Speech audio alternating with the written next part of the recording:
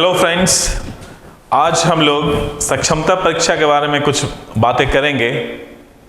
आप सभी लोग जो भी नियोजित शिक्षक हैं, आप सक्षमता परीक्षा देने वाले हैं और आप सभी लोग ये सोचकर हो सकता है कंफ्यूजन में हो कि क्वेश्चंस का जो डिफिकल्टी लेवल होगा वो क्या होगा।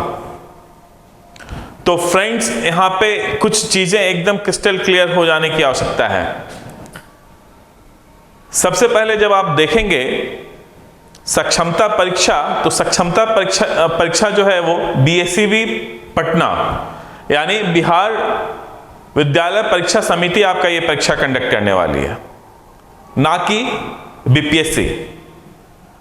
तो BPSC लेवल का क्वेश्चन जो है आपके सक्षमता परीक्षा में नहीं होगा।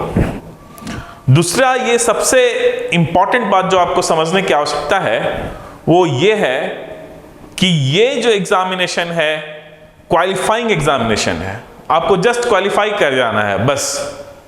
यहां पे कोई सिलेक्शन और रिजेक्शन नहीं होने वाला है। जैसे BPSC TRE 1 हो, TRE 2 हो, वहां पे क्या है, लिमिटेड सीट्स हैं और उतने ही बच्चों का सिलेक्शन करना है। लेकिन यहाँ पे जो भी 3.5 लाख जो भी नियोजित शिक्षक हैं, सभी को सक्षमता देना है और जस्ट पास करना है, और पासिंग मार्क्स भी बहुत कम है।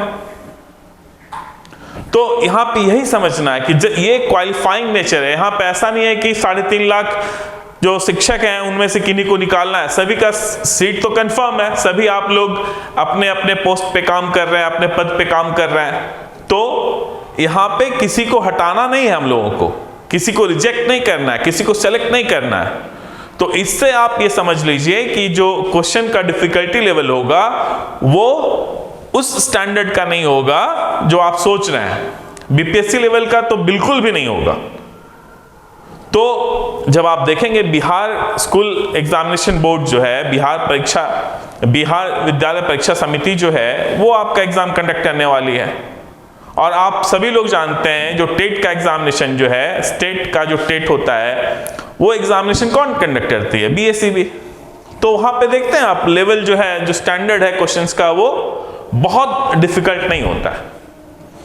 तो सक्षमता परीक्षा में भी आपका जो क्वेश्चंस होगा वो डिफिकल्ट नहीं होगा, ये एकदम मानकर ये तय है, ठीक है। तो फिर क्वेश्चंस कहां से आएंगे, कैसे आएंगे, आप ये सोच रहे होंगे।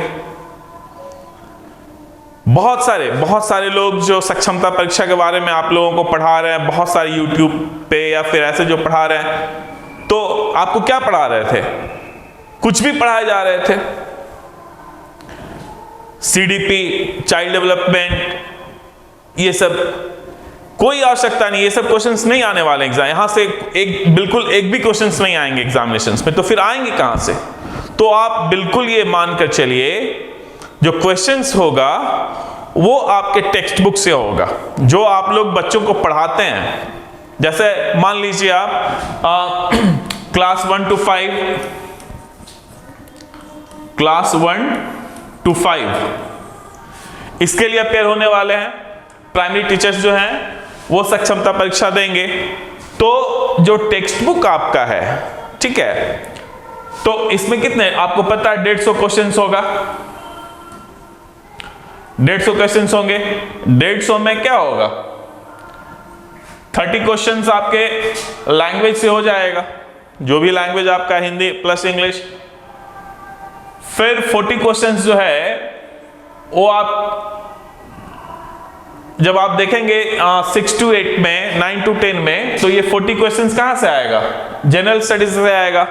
लेकिन जब आप यहां पे देखेंगे तो 120 क्वेश्चंस यानी 40 प्लस 80 यानी 120 क्वेश्चंस जो है, 120 क्वेश्चंस जो है वो कहां से आएंगे? वो आपके जनरल स्टडीज, यानी आप क्या करना है हम लोगों को, 10th तक का जो भी टेक्स्ट बुक है, चाहे वो आप SCERT का हो जो आप विद्यालय में बच्चों को पढ़ाते हैं, या फिर NCERT का हो, आप वो किताब जो है उसको लेवल बनाइए, उसी लेवल का क्वेश्चन होगा, उससे एकदम आप कंफर्म जानिए, हम आपको विश्वास दिलाते हैं कि इससे ऊपर के लेवल का क्वेश्चन नहीं आएगा।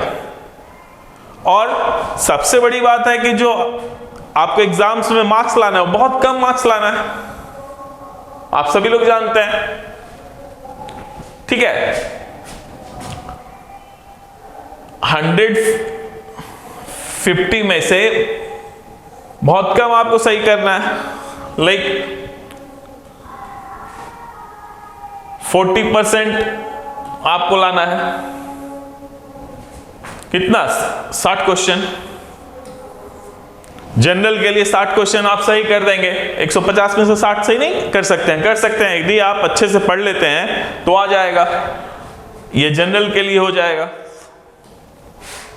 वैसे ही जब आप देखेंगे फीमेल्स के लिए, जब देखेंगे तो कितना चाहिए? 32% चाहिए, 32% चाहिए। 32% कितना हो जाएगा? 48, यानी सिर्फ 48 नंबर लाना है आपको। फीमेल, SC, ST इनको सिर्फ 48, सिर्फ 48 नंबर।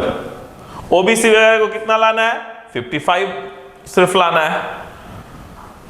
तो ये जो लेवल होगा यहां पे वो एकदम बिल्कुल आपका SCERT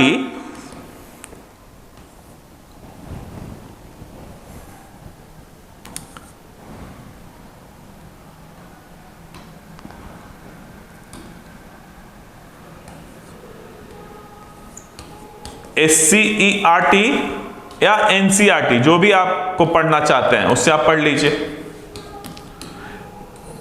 इससे बियॉन्ड, इससे बाहर क्वेश्चंस नहीं आएंगे। वैसे ही जब आप देखेंगे क्लास 6 to 8, आप जब 6 to 8 मिडिल स्कूल के जो भी नियोजित शिक्षक हैं वो सक्षमता में जाएंगे, तो मान लिया आप साइंस का दे रहे हैं, तो जो मैथ्स और साइंस जो है वो 6 to 8, यानी आप कुछ मत कीजिए, आप 6 से लेके 10 तक का जो है साइंस का किताब और मैथ्स पढ़ जाइए।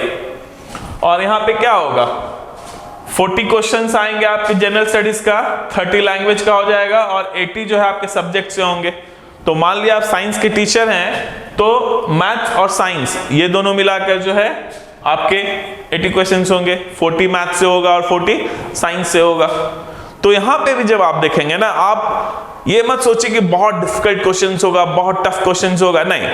आप सिर्फ 6 to 10 जो है आपका SCERT का, जो आप बच्चों को पढ़ाते हैं वो अच्छे से समझकर आप पढ़ लीजिए और आप देखेंगे कि आप आराम से बहुत अच्छे नंबर से सक्षमता परीक्षा पास कर रहे हैं। इससे बियॉन्ड बहुत लोग बहुत कुछ आपको बताते जा रहे हैं, बहुत सारे हम देख रहे हैं, कुछ भी बताया जा रहा है, वैसा नहीं होने वाला है। आपका जो लेवल होगा, आप याद रखिए, BSc भी एग्जाम कंडक्ट कर रही है तो उसी लेवल का होगा, उससे बियॉन्ड नहीं होगा, ठीक है। दूसरा आप देखिए, मान लिया आप 9 और 10 के टीचर्स हैं, उसी तरह से साइंस का, फिर सामाजिक विज्ञान, मान लिया आप सामाजिक विज्ञान के टीचर हैं तो सिर्फ जो सामाजिक विज्ञान का किताब है आप सिर्फ वो पढ़िए। दूसरी बात, जो जनरल स्टडीज है, जो सामान्य अध्ययन है, वो भी एकदम बहुत भारी नहीं आने वाला है। आप यदि सामाजिक विज्ञान और साइंस ये दोनों अच्छे से पढ़ लेते हैं 6 to 10 तक का, तो उसी से क्वेश्चंस रहेंगे ये जनरल स्टडीज में भी, ठीक है। सामान्य अध्ययन में भी हम आपसे बता रहे हैं, वहां से ही क्वेश्चंस आएंगे। दूसरी बात, आप सामान्य अध्ययन के लिए बहुत ज्यादा टाइम जो है ना, बहुत कुछ पढ़ने में खर्च मत कीजिए। आप आधुनिक भारत, ठीक है, मॉडर्न इंडिया पढ़ लीजिए, मॉडर्न हिस्ट्री जो है वो पढ़ लीजिए, और करंट अफेयर्स कहीं पे कोई किताब की दुकान में चले जाइए, कोई भी पतला सा किताब पिछले 6 महीने का जिसमें दिया हुआ करंट अफेयर्स वो पढ़ लीजिए, और आप देखेंगे कि आप 40 में से 20 तो पक्का सही कर देंगे, ठीक है। तो जब आप 9 to 10 में जब आप आएंगे तो यहां पे भी वैसे ही है, क्या है 30 प्लस 40 प्लस 80। यहां पे भी जब आप देखेंगे तो 9 और 10th जब आप साइंस के टीचर हैं तो वहां से ही क्वेश्चंस आएंगे, आपको वही पढ़ना है। लेकिन 9th और 10th के लिए जो है आप 11 12th तक का एटलीस्ट साइंस पढ़ लीजिए, मैथ्स पढ़ लीजिए। मान लिया आप सामाजिक विज्ञान में हैं तो जो सब्जेक्ट में है, ठीक है, तो आप वो पार्ट जो है SCERT या NCERT से 11 12 तक का पढ़ लीजिए। देखिए हम एक ट्रेंड देख रहे हैं कि सिर्फ क्वेश्चंस लोग करवाते जा रहा है। अरे भाई आप कितना क्वेश्चंस आप यदि अच्छे से टेक्स्ट को समझकर पढ़ लेंगे, ठीक है, जो टेक्स्ट है, जो किताब है, उसका जो कंटेंट है, यदि आप उसको समझ के पढ़ लेंगे तो किसी भी तरह का क्वेश्चंस आएगा, multiple choice questions, objective questions, तो आप उसको टिक कर पाएंगे, सही कर पाएंगे। लेकिन यार कितना ऑब्जेक्टिव क्वेश्चंस रटेंगे आप? सिर्फ हम देखते हैं कि ऑब्जेक्टिव क्वेश्चंस लोग करवाते जा रहे हैं।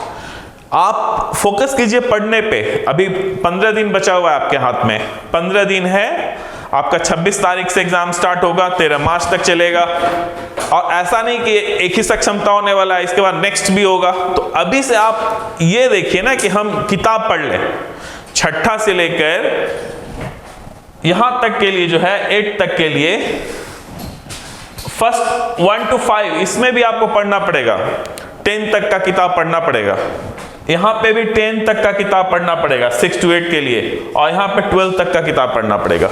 आप यदि ये पढ़ लेते हैं समझकर तो कोई भी ऑब्जेक्टिव क्वेश्चंस आएगा आप अच्छे से सही कर पाएंगे, आराम से क्वेश्चन सॉल्व कर पाएंगे। यदि आप सिर्फ जो है ना ऑब्जेक्टिव क्वेश्चंस रटते जाएंगे कि 40 क्वेश्चन ही आके करवा दिया, 40 क्वेश्चन हिस्ट्री से करवा दिया, 40 क्वेश्चन ज्योग्राफी से, कितना कोई करवाएगा? तो इसलिए हम आपसे कह रहे हैं कि आपका फोकस होना चाहिए किताब पढ़ने पे।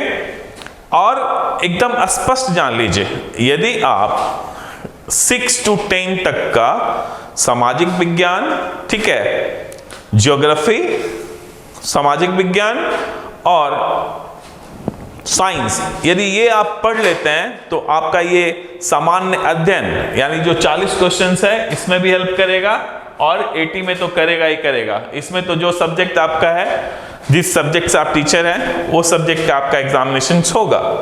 तो आप ध्यान में रखिए कि ऐसा नहीं है कि मान लिया पहला सक्षमता है, इसमें आप अच्छा परफॉर्म नहीं कर पाए तो फिर से नेक्स्ट जो है ना सक्षमता परीक्षा आपके हाथ पास में है, जो बिल्कुल एकदम पास में ही होगा। तो यदि आप अच्छे से पढ़ते हैं, क्योंकि ध्यान आपको ये रखना है, जो मेरिट, जो आपको जो स्कूल्स मिलेंगे वो आपके मेरिट के आधार पर मिलेगा। तो जितना ज्यादा नंबर आएगा, एक तो आप जैसे 48 नंबर, 55 नंबर और 60 नंबर, इतना मार्क्स ले आ जाए। कोई भी महिला जो है, यदि महिला शिक्षिका जो है वो 48 नंबर ले आते हैं, बस पास हो गए, आप क्वालिफाई कर गए, आपको सारे लाभ जो भी बीपीएससी टीचर्स को मिलने वाले वो सभी कुछ मिलेंगे।